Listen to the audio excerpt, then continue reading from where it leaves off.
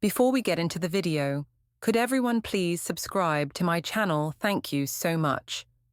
5 years of marriage, and my husband and I had always been leading separate lives until he brought his new girlfriend to race cars, which resulted in an accident. He survived but became paralyzed. From that day on, when I returned to care for him personally, he struggled and slapped me, his eyes red with anger as he yelled, "Isn't this the ending you always wanted? Why are you pretending to be kind now?"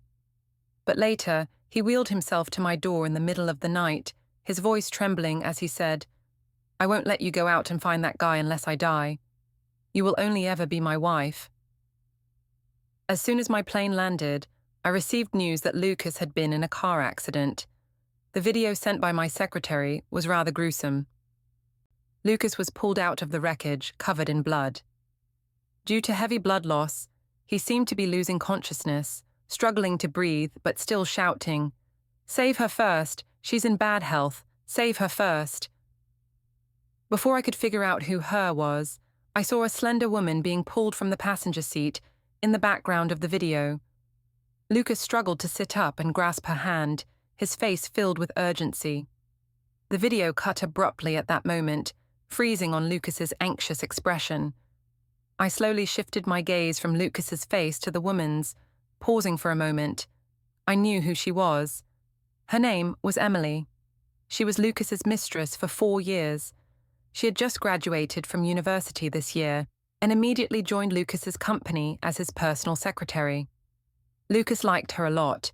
For her, he rarely returned home these past years. When he did, it was only to pick up some documents. Emily always came with him, ensuring we never had a moment alone. Lucas indulged her, agreeing to everything she asked. Once, Emily came with Lucas to pick up some things, and when she saw me sitting calmly in the living room, she pouted and said to Lucas, "I really like the style of this place, Lucas. I want to live here." Lucas looked at her affectionately and was about to speak when I calmly looked up from the documents I was holding and said coldly, "Lucas, this is our wedding home." I could tolerate Lucas keeping a mistress. I could tolerate his indulgence and pleasure outside, but I didn't want him to lose his head over another woman. After all, I was his legal wife, and this was our wedding home. I thought he would scold Emily for my sake. But he didn't. In fact, when Emily pouted and said, "I want this," Lucas surrendered without hesitation, wrapping his arms around her and apologizing to me, saying, "She rarely asks for something. You know how soft-hearted I am, Sophia. Please move out. I'll compensate you." Between me and his mistress, Lucas didn't hesitate to choose the latter because he didn't love me. His words caused a rift between us. We didn't see or speak to each other for over 3 months. I never expected the next time I would see Lucas would be like this. Lucas lay on the hospital bed, his eyes vacant, his body looking frail. When he saw me, his eyes shifted slightly, and he shakily spoke. The first words he had said since we met again were, "Where is Emily?" His voice was hoarse. "Tell me where Emily is." Lucas glared at me angrily when I didn't respond. His face turned cold. He suddenly swept everything off the table, sending cups and a vase crashing to the floor with a sharp sound. The glass shattered and slid across the floor, cutting my foot. The sting made me snap back to reality, and I glanced down at the blood seeping from my foot. Before I could speak, a slap landed hard on my face. It seemed to take all of Lucas's remaining strength. He collapsed back on the bed, breathing heavily and glaring at me. "Give Emily back to me." The once confident young man I remembered now struggled just to keep his body upright. Yet even in this state, he still struggled to get up and slap me for another woman. I didn't understand why, but my anger surged. I walked over and stared at Lucas in bed, then slapped him back. "Stop losing your mind." I looked coldly at him and said, "You and Emily crashed your car. Why are you taking it out on me? Did I hold a knife to your neck and make you race with her?" Lucas clenched his fists, his face a mix of emotions. After a long pause, he suddenly relaxed, covering his face with his hands and sobbing uncontrollably. It wasn't until this moment that Lucas finally calmed down and spoke to me properly. "How is she?" "She's in the next room, still unconscious and hasn't woken up yet." I quickly cleaned up the glass shards beside me and sat next to Lucas. "I haven't told Grandpa Lucas about the accident yet." Lucas fell silent. He finally remembered that, aside from Emily, there was still Grandpa Lucas at home, who was gravely ill. "Don't tell him," Lucas said painfully.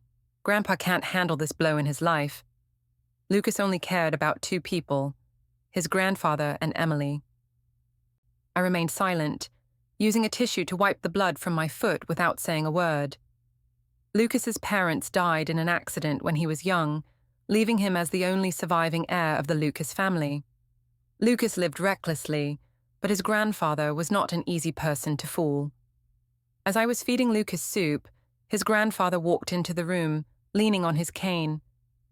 At that moment, I was helping Lucas sit up, holding him as he leaned against a pillow, and he was complaining that I was clumsy. "Didn't you eat? You can't even handle this little thing properly."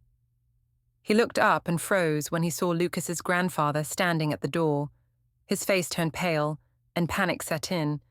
But the next moment, Lucas turned toward me and angrily knocked the soup out of my hands, glaring at me and shouting, "Is it you? You knew Grandpa was in bad health. Why did you call him here?" The hot soup splashed all over me, but Lucas was still yelling, "Get out!" Before I could react, his grandfather hurried over and slapped him twice. "Wretch, this is such a curse," his grandfather said, his voice full of grief. "If I had known you'd be dragged down by that woman, the moment I found out you two were together, I should have put a stop to it immediately." I lowered. My gaze stepped back silently, watching as Lucas's grandfather scolded him. Yes, everyone knew about Lucas's affair with Emily, including his grandfather. His affection for her was so public that everyone in the circle knew. Even Lucas's best friend had once said to my face, if it weren't for that troublesome woman, they might have already gotten together by now. I don't know who so shamelessly clings to that so-called title. It's disgusting. I'd heard these words countless times, both to my face and behind my back. People would make insinuations, mocking me as Mrs. Lucas, making fun of the fact that I only had the title but not Lucas's love. After the conversation, Lucas's grandfather asked to speak with Lucas privately. I tactfully left the room and closed the door behind me. I didn't know what was said inside. When his grandfather came out, his steps were unsteady and his face was unusually pale, as though he had aged 10 years in an instant. He stopped in front of me, pausing for a while before speaking. "Sophia, from now on, Lucas and the Lucas group will be in your hands. After all, you're still his wife. One Lucas group. These two are inseparable." I understood what Lucas's grandfather meant and nodded solemnly, saying, "Don't worry, Grandpa. I'll take good care of Lucas. I'll stay by his side until he recovers." His grandfather nodded with satisfaction, patted my shoulder, sighed, and turned to leave without saying another word. Back in the room, Lucas turned his face away, unwilling to look at me. His attitude toward me had never been good, and I had long gotten used to it, so I remained calm, not feeling any frustration.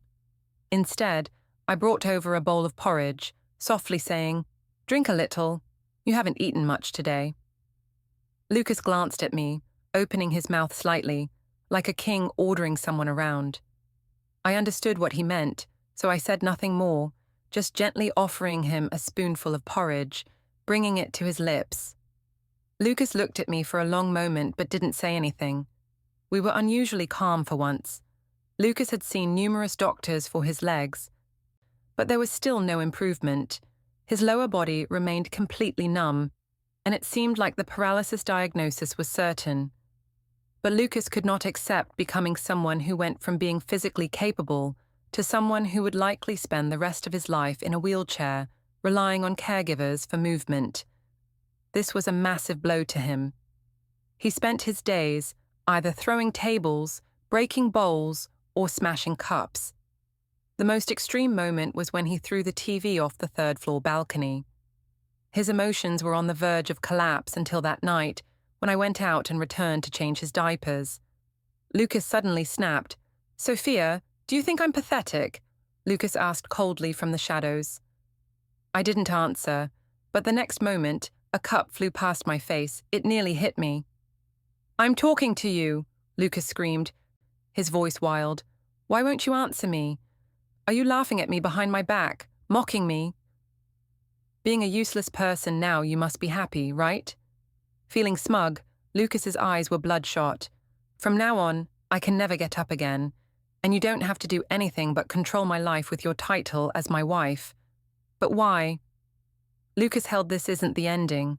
I should have the once charming and captivating Lucas, who could stir applause with every move, had now turned into a bitter, resentful man. His face twisted with rage. He hated the world, hated everyone around him, and especially hated me. But he was powerless to escape his immobile legs, and he couldn't get rid of me either, especially after I started appearing in front of him every day. All his frustration and anger were vented toward me. I didn't respond to his curses. I picked up the cup that hadn't broken and walked toward him. Lucas stared at me with a cold face. His once sharp features had now sunken, no longer the handsome man he used to be. I placed the cup back into Lucas's hand and said, "Go ahead, keep throwing things. You've completely fallen apart, not thinking of saving yourself, but wallowing in self-pity here every day. If smashing things and yelling at me will make you feel better, then go ahead, Lucas. You'd better keep going, stay rotting on the floor," I said with a faint smile, my words laced with meaning. "I'd love to see that." Lucas froze, his grip tightening around the cup, his face turning from pale to white, looking quite striking. For a long time, just as I thought Lucas was about to throw the cup in a fit of rage, he held himself back. Through gritted teeth, he said to me, "Sophia, don't even think about it. I will get better, I'll stand again, I'll be with Emily and love her for the rest of my life." After saying this, Lucas glared at me fiercely, as if waiting for my reaction, but I remained calm, even smiling a little. "Is that so? Well then, pack your things. We're going to England." Lucas froze for a moment, caught off guard by the sudden shift in conversation. "What are we going to England for?" he asked, still wary. "I found a doctor. I showed him your medical records, and he said there's a 60% chance he can fix your legs." I wasn't hiding anything, and Lucas stiffened at my words. He looked at me in disbelief, his lips moving but unable to say a word. I had come only to inform him, and packing was something the caretaker could handle. So after saying what I needed to, I turned to leave. As I walked out, checking my phone, Lucas suddenly called out to me, "Hey, Sophia." His voice was shaky. I paused by the door and looked back at him, waiting for his next words. Lucas bit his lip, and after a long silence, he finally spat out, "Don't think I'll thank you. This is what you're supposed to do, you know." I stood still for a moment, didn't reply, and walked out. I hadn't expected the trip to England to go smoothly, given Lucas's volatile nature. I thought he wouldn't stop causing trouble unless everything was turned upside down. But to my surprise, after more than a month in England, Lucas had been unexpectedly compliant. He took his medicine with one, told, and when it came time for physical therapy, he quietly followed through. Even when he did rehab exercises, his face was pale and sweat dripped. He didn't find excuses to yell at me or smash things in a fit of anger. "Don't look at me like that. I'm not some cruel person," Lucas muttered, his eyes lowered, avoiding my gaze. Feeling awkward for some reason, seeing Lucas like this left me feeling a bit dazed. It had been a long time since we had sat down peacefully to talk. Back when we first got married, Lucas had called me wife so sweetly in bed. I remembered the time we went shopping and encountered a mentally unstable person wielding a knife. Just as the knife was about to strike, Lucas had stepped in front of me, taking the blow for me. I cried my eyes out at the hospital, and Lucas teased me, saying, "Are you made of water? Can't stop crying. I'm really fine." Your husband is strong. Want me to get up and show you some martial arts moves? His absurd joke made me laugh as I wiped my tears and replied, "Next time, don't be so foolish and rush in front of me like that. It's dangerous. We're lucky that knife didn't hit anything vital. If something like that happened again, and Lucas rushed in to protect me, but ended up getting hurt in a critical area, I didn't even want to imagine how devastated I would be." Yet Lucas just laughed, wiping my tears away with a tissue. All right, it's over now. Stop crying," he smiled and said. "But next time, if something happens, I'll still step in front of you. I won't just stand there and watch my wife get hurt." At that time, Lucas must have had at least a little affection for me, but everything changed once Emily appeared. The Lucas who used to call me wife so sweetly became the man who now stared at me with disgust, coldly calling me Sophia. 5 years of marriage had passed, and yet it felt like half a lifetime. Even the memories of those loving moments from 5 years ago seemed to have blurred over time. "What are you thinking about?" Lucas suddenly asked. I looked back at him, meeting his gaze, and shook my head. "Nothing. You've lost quite a bit of weight since we came to England. I made some old duck soup and fried rice, the kind you like. Eat something." I placed the lunchbox I had in my hand on the table in front of Lucas. Though it was just simple fried rice, it had all the vegetables and fruits it needed. I then brought out the still soup, my fingers slightly burning. Reflexively, I almost touched the bowl to my ear to cool it down. But at that moment, Lucas grabbed my wrist. He lowered his eyes and blew gently on my fingers, saying with a hint of helplessness, "You always do this. I told you to wrap it with a cloth before holding it. Now look, you've burned your hand." Lucas spoke with such ease and naturalness, but after doing so, his body suddenly stiffened. I sighed, withdrew my hand, and ignored what he had just said. "You eat first. I'm going out for a bit," I said this calmly as I turned to leave. Lucas, still looking down, stayed in. The same position, not moving for a long time, I stepped out of the room, wiped my hands with a tissue, and answered the phone that had been buzzing in my pocket. When the voice on the other end of the line came through, I couldn't help but smile. The doctor plans for Lucas to show initial progress in his legs within 6 months, and within a year, he should be able to stand up completely. After the first 3 months of treatment, as Lucas slowly regained feeling in his legs, he became less cynical. He was eager to move on to the next phase of his therapy, desperate to stand again as soon as possible. I understood his impatience. Over these 3 months, I had stayed by his side, showing my support through actions. Only once did I briefly return to my home country for 2 days, and when I came back, Lucas looked as dark as a storm cloud. He gripped his tablet tightly, staring at me coldly in front of the hospital room. "Why did you go back to your country without saying a word? You were gone for 2 days. 2 days that just happened to be the ones I was supposed to have surgery. Sophia, do you even care about me?" Lucas pressed his lips together, looking at me with dissatisfaction, clearly determined to get an answer. "You left me all alone in England. Have you thought about what you'd tell my grandfather if something happened to me?" I poured myself a glass of water, acknowledging his words and understanding his point. I'm not someone who beats around the bush, so I asked directly, "So you're saying you're scared to be left alone in England and need me to be with you all the time? Is that it?" As soon as I finished speaking, Lucas's face turned bright red. He snapped, turning his face away to avoid showing his embarrassment, only his ears turning red. I didn't quite understand Lucas's reasoning. "Aunt Chen and the bodyguard Sant, there were 5 people I left with you. These were people Lucas was familiar with, so he shouldn't have been so panicked." Lucas lifted his eyelids and saw my confused expression, his face twisting in frustration for a brief moment. But then he took a deep breath, trying to calm himself, before coldly asking, "Why exactly did you go back? If you don't give me a proper reason, well, just wait and see." I was about to give an answer when suddenly a familiar face appeared in my mind, smiling yet slightly mocking. "What kind of look is that?" Lucas's expression darkened. I came back to my senses, wiped the smile off my face, and said flatly, "Yesterday was my birthday. It was also the anniversary of my parents' passing, and every year around this time, I spend the day at their graves." Lucas froze for a moment as though recalling a distant memory, and his expression became somewhat awkward. "I'm sorry," he muttered.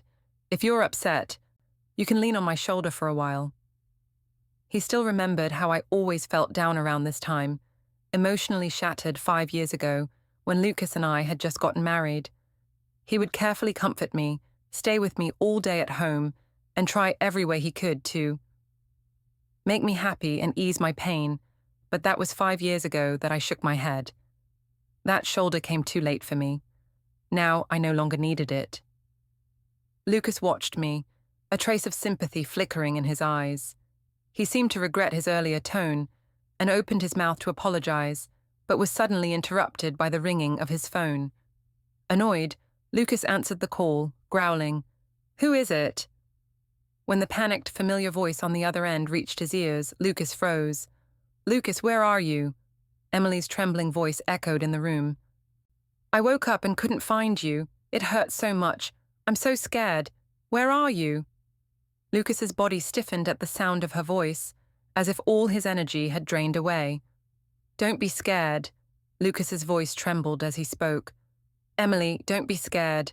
I'll come back to you right away." After hanging up, Lucas immediately instructed me, "You need to buy a return ticket to our country now. Hurry.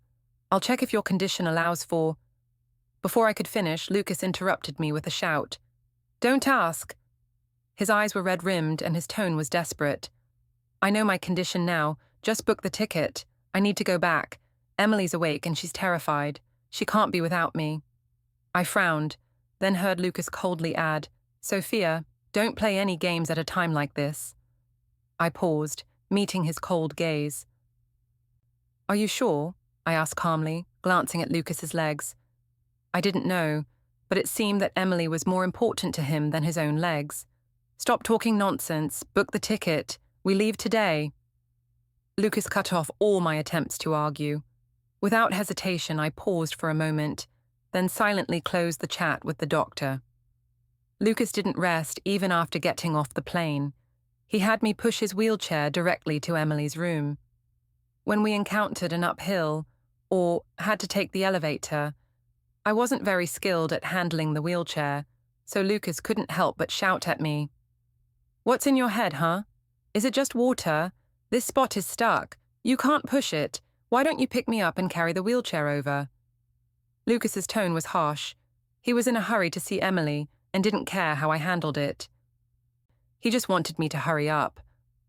I was frustrated by his constant complaints and even considered just abandoning him, but I quickly suppressed that thought. "Wait a minute," I said, pulling out my phone and making a call. "Sophia, hurry up!" Lucas snapped angrily, banging his tablet on the wheelchair. He was so anxious that he couldn't wait even a few minutes. I stood a few steps behind him, careful not to provoke him into throwing something at me. Lucas was breathing heavily, cursing under his breath, until a man in a white coat came out from a side door of the hospital. Ethan walked around Lucas and came over to my side. With just a glance, he understood what I meant. He gave a helpless smile and softly instructed me, "When you can't get up a slope, just step back first, then push like this. But it'll take more strength.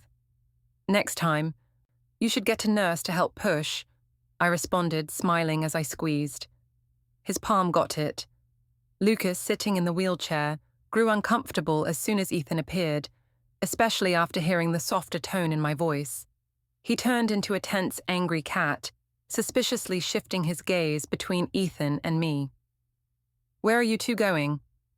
Ethan wasn't bothered by Lucas's gaze and smiled, asking me casually. Lucas, however, wasn't pleased with Ethan only talking to me. He coldly replied, "Room 605, faster." Lucas added in a commanding tone, clearly treating Ethan like one of his household servants. I pulled Ethan's hand away, not wanting him to bear Lucas's anger, but Ethan, with his naturally good temper, smiled and shook his head, not getting upset. When we reached the 6th floor, Lucas didn't want anyone to push his wheelchair anymore.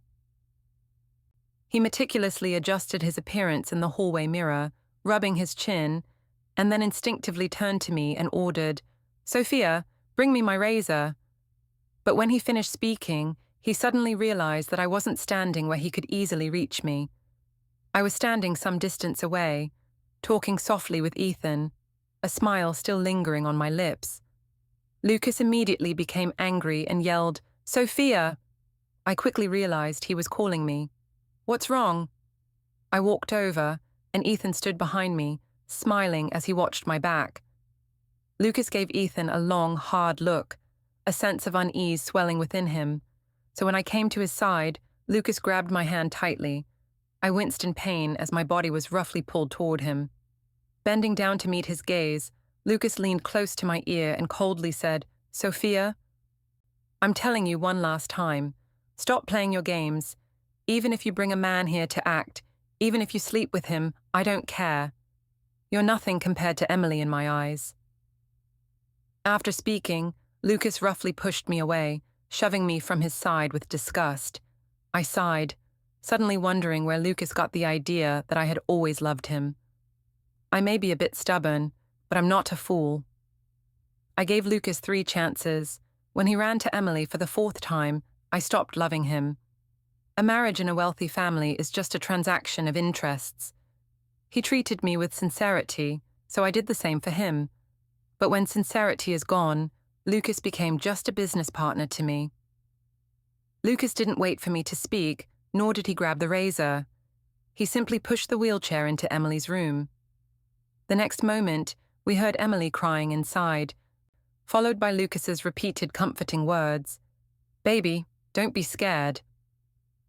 I raised an eyebrow and looked back at Ethan, who stood not far away. In that brief moment of eye contact, we both instinctively started walking toward each other. Ethan smiled and took my hand. "Come, let's go to my place and rest. Look at these dark circles under your eyes. You must be exhausted. Are you taking the afternoon off? I'm going to stay with you and let you rest properly." We walked side by side toward the elevator, not noticing the door of room 605 opening. Lucas, his face dark with fury, stared at our retreating backs and slammed his fist. His fist against the door? I had just arrived at Ethan's place when Lucas called.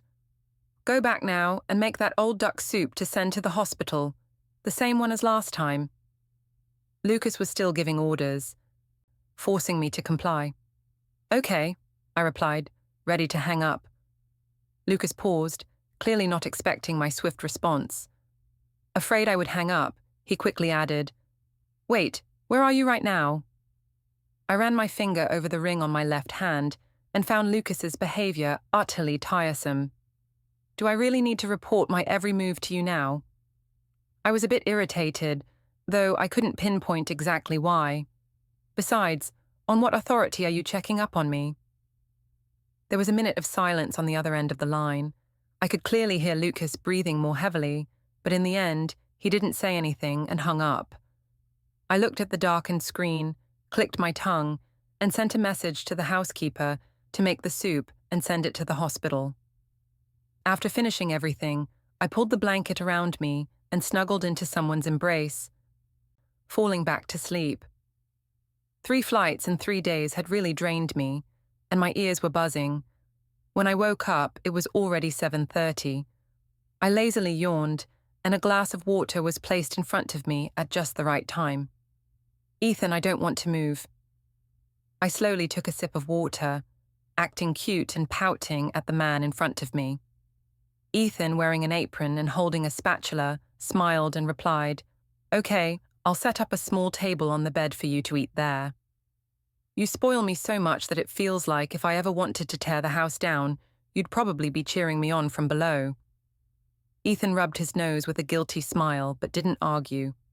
After we ate, Ethan drove me home. He dropped me off at the villa door, and just as he was about to leave, I reached up and grabbed his collar, tilting my head to kiss him. Without hesitation, Ethan pulled me into his arms, deepening the kiss with a fierce embrace. I melted in his arms, my breath growing a bit hurried. The moon was beautiful tonight, and in the warmth of this gentle moment, I found myself with the unexpected thought of not wanting to go home. Just then, a question suddenly rang out in the dark. "What are you two doing?" "I knew it. I've called you more than 20 times, and you didn't answer. Turns out you've been out here fooling around with some random guy." I instinctively turned around and followed the sound, only to see Lucas, his face dark with anger. He was pushing his wheelchair with great effort, looking like he was on the verge of exploding. "Sophia, come here." Lucas's voice was trembling with suppressed rage. His eyes were fixed on me with barely concealed malice. "Don't make me say it again, Sophia. My patience has its limits. I'll count to 3. Lucas nearly gritted his teeth as he shouted this. Ethan immediately stepped in front of me, wanting to speak up on my behalf, but I stopped him. "Go back first," I whispered in Ethan's ear. Seeing his disapproving expression, I leaned in and kissed his face again. "I can handle this." Ethan nodded reluctantly, reminding me one more time. "I'm staying in the hotel nearby. If you need anything, call me immediately. I'll come right over." I nodded in agreement, watching Ethan leave with one last look back before turning to face Luca, whose expression could have frozen water. He had wanted to drag me back home, but since he was in a wheelchair and couldn't move easily, he had to swallow his fury and follow me. I didn't want to deal with Luca right now. I just wanted to go back, take a shower, and rest.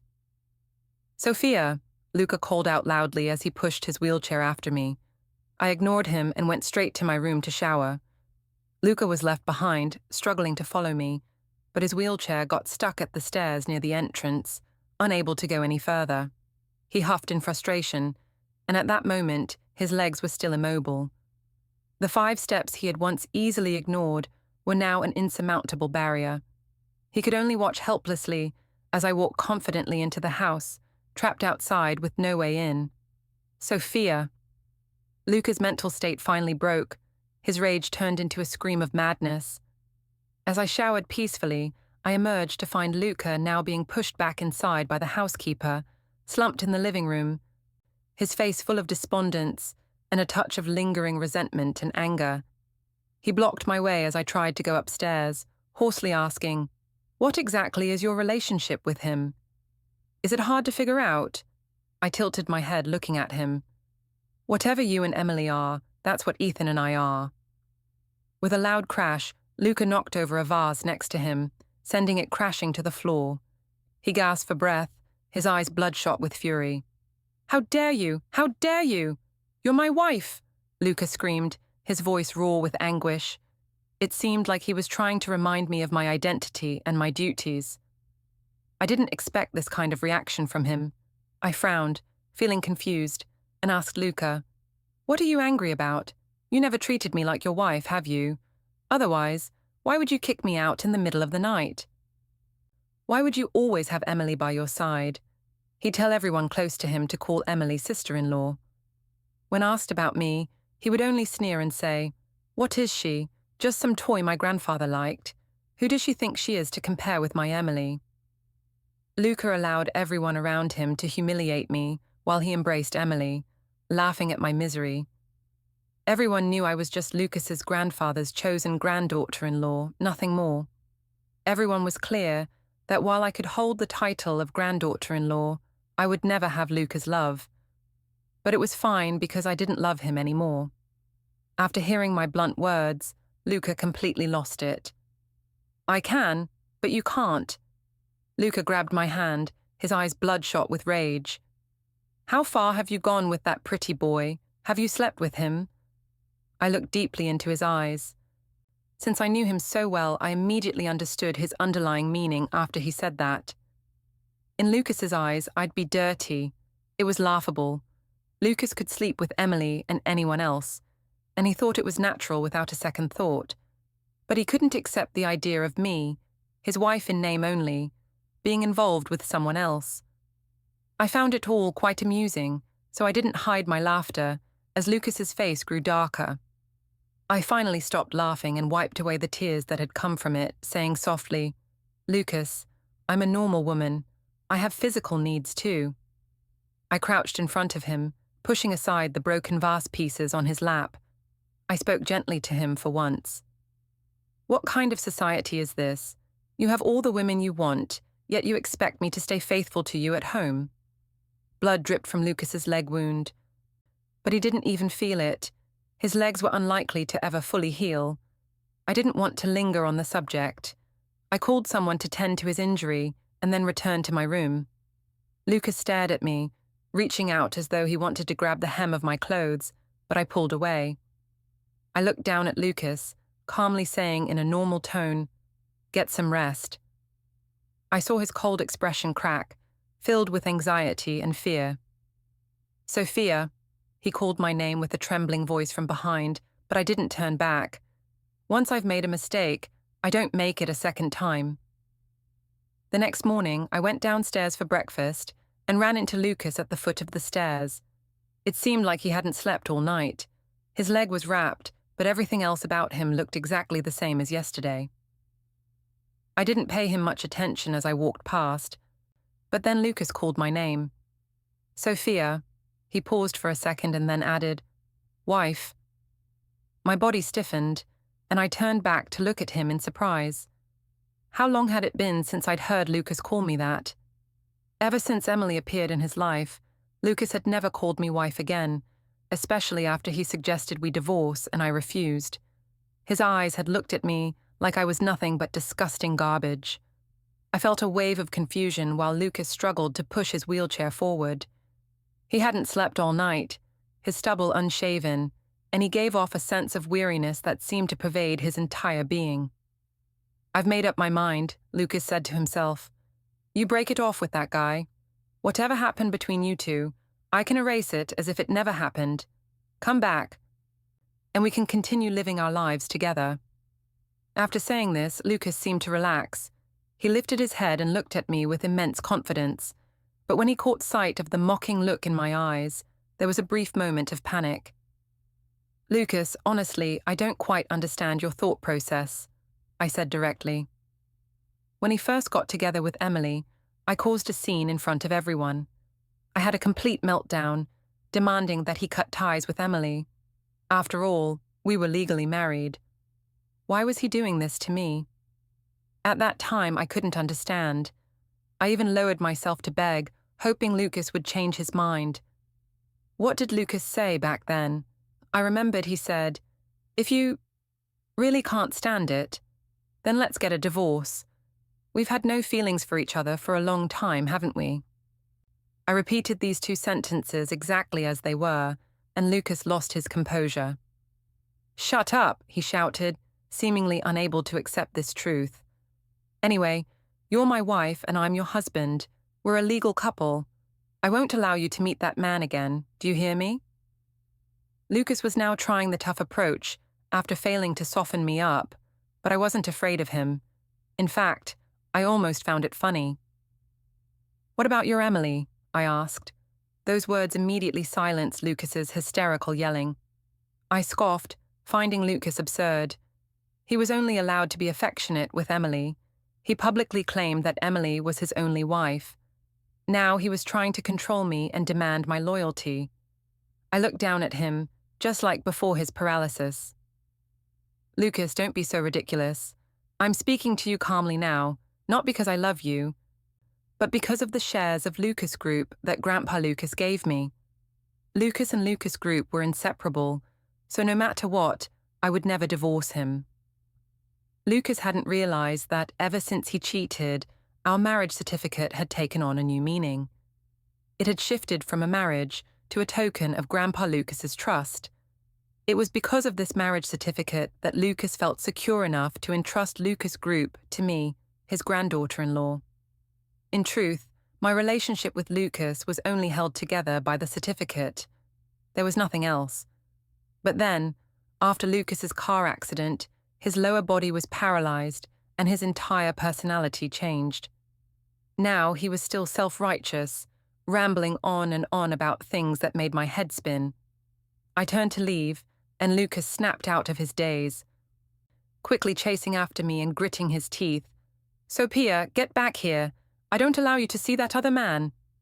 I turned around and saw Lucas struggling to push his wheelchair toward me.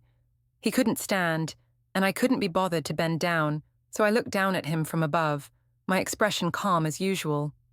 He tried to push himself up using the wheelchair, but failed. His face darkened, yet he stubbornly lifted his head to look at me. "You're not allowed to go." Seeing my calm expression, Lucas gritted his teeth, seeming to realize I wasn't buying his act. His voice softened as he spoke in a pleading tone. "Please don't go see him. I'm begging you." It felt like the roles between me and Lucas had completely reversed after the accident. Now it was him begging me to come back. I pushed his hand away. "Stop playing these games, Lucas. You know better. In my heart, you don't even compare to a finger of Ethan's." Those words, so familiar, felt like a boomerang that pierced Lucas's heart, causing him to pause for a moment as if even his breath had stopped. No matter how Lucas reached out, it felt like he couldn't grasp onto anything. A sudden wave of panic surged through him. Since that day, Lucas quieted down for a while. I once asked him if he wanted to go to the UK for treatment. "Or his legs," Lucas reacted strongly, giving me a cold look and sneering, "Ha, it won't be cured anyway. Why would I go abroad to leave the space open so you can fool around with your little lover?" "I'm not that generous." As he spoke, he jabbed his food aggressively, shoving the steak into his mouth and chewing it forcefully. "Don't think you can get rid of me. I'll be watching you too. Your legs can still be treated." I wasn't angered by Lucas's words. I stated the fact calmly. Lucas paused for a moment, then fell into silence. I didn't say anything more. After all, he was an adult and he could make his own decisions. I didn't want to interfere. Over the next few days, I continued going to work and didn't pay much attention to Lucas.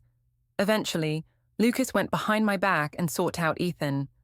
Like in every cliché CEO novel, Lucas threw a bank card at Ethan.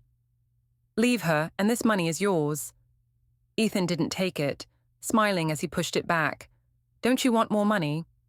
Lucas looked at him coldly. "Name your price. I know what you see in Safi, young, beautiful, and rich, so you're willing to be her toy boy. But you should know I won't divorce her. She will always be my wife." Lucas tried to reason with Ethan, laying out the facts in an attempt to make him back off. No one stays young forever. The only thing that's real is the money in your pocket. Ethan leisurely sipped his coffee, then suddenly asked with a smile, as Lucas was drying up from talking, "Mr. Lucas, I'd like to ask, after you bribe me with money, how are you planning to maintain your marriage?" "You don't need to worry about that." Lucas's face darkened. "Sophia and I will be fine, and whatever happens next is none of your business."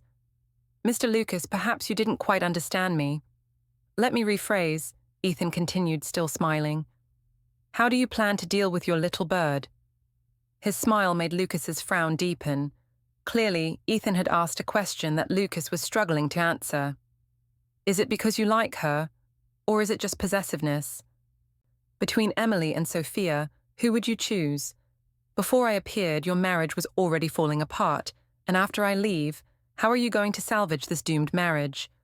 Or do you want to have both the mistress and the wife?" Ethan's probing questions left Lucas at a loss. When it came to Emily and me, Lucas really couldn't decide. He was dissatisfied that someone else had her, yet he was unwilling to completely cut off Emily. Ethan smiled again, then asked one final question. "How are you so sure that Sophia will forgive you?" "So I'll say this, Mr. Lucas," Ethan said, his tone soft but decisive. "This game ended for you 4 years ago." After Ethan's setback, Lucas turned to his grandfather for help. When I returned home and saw Grandpa Lucas sitting at the main seat, I was slightly surprised. But when I saw Emily and Lucas sitting together on one side of the sofa, my left eyelid started twitching uncontrollably. This scene meant that Lucas was planning to make a big move today. I sighed and respectfully walked over. Greeting him, "Grandpa Sophia, you came just in time. Today, Grandpa will speak on your behalf," Grandpa Lucas said with a smile, pulling me to sit next to him. I silently looked at Emily, who seemed to have been crying. with swollen eyes, and a bad premonition grew in my heart. This premonition quickly proved correct, as Grandpa Lucas kindly took my hand and spoke earnestly. Lucas has done a lot of foolish things over the years, and you've been the one to cover for him. Fortunately, he's finally thought things through today and decided to cut ties with all these messy people outside and come back to the family. Good. From now on, you two can live happily and have a big baby for me soon, huh? Grandpa Lucas's words redefined all the past actions of Lucas's foolishness, and he forcibly held my hand with Lucas's as if we were going to live happily ever after without Emily. Let's forget about everything that happened before, Sophia. Let's start over. Okay? You will agree, won't you? Lucas's eyes were burning with anticipation, as if waiting for me to make a decision. All eyes were on me. Grandpa Lucas was determined. Emily wore a face full of resentment, and Lucas had a look of eager expectation. I lowered my eyelids. In Lucas's heart, I probably only had one choice: to accept. After all, over the past 4 years, I had endured all his and Emily's manipulative behavior. There was no reason for me to refuse this time, especially when Lucas seemed convinced that he could win me back if I agreed. So, Lucas, thinking he was being sincere, had brought Grandpa Lucas to persuade me. So, Sophia, what do you think? Tell me, old man. I'm listening. Grandpa Lucas laughed as he asked me to speak, and as a junior, I couldn't dodge his request. I scanned Lucas and Emily's faces, then fixed my gaze on Grandpa Lucas, offering a smile. Grandpa, since you're here, I won't hide it from you. I pulled out a piece of paper from my bag and handed it to Grandpa Lucas. Lucas, I won't allow it, Lucas exploded, grabbing the paper from my hand, looking at it several times with bloodshot eyes, panting heavily. I won't agree to a divorce. Get rid of it, Sophia. Get rid of this bastard child, Lucas screamed, seemingly losing his mind, trying to lunge at me. We'll start over. I'll listen to you from now on. Don't be so cruel to me, Lucas cried out, his face full of despair, but his legs were too weak, so he could only flail his hands in the air before collapsing to the ground, bleeding from his head. Emily screamed in shock and hurried over to help him. Lucas immediately shoved her away, unwilling to let her touch him, even though he was sprawled on the ground in a pitiful state. The scene fell into chaos, as Lucas kept begging through sobs. Please get rid of it, Sophia. I really regret it. Please give me one more chance. I remained calmly seated, looking at Grandpa Lucas's stern face. This farce was nearing its end, but the decision was no longer in Lucas's hands. Such a tragedy. Grandpa Lucas sighed in sorrow. He was the shrewdest person I knew. I could easily see my firm stance once he realized there was no way to salvage the situation. Grandpa Lucas agreed to my request, practically forcing Lucas to agree to the divorce. After the divorce, Lucas, refusing to give up, screamed to see me and was locked away by Grandpa Lucas. He even threatened to go on a hunger strike just to see me. Grandpa Lucas struck him hard with his cane. You only realize the milk has run out after the duck flies away. Where were you earlier? If you really like Sophia's child, let go of her now.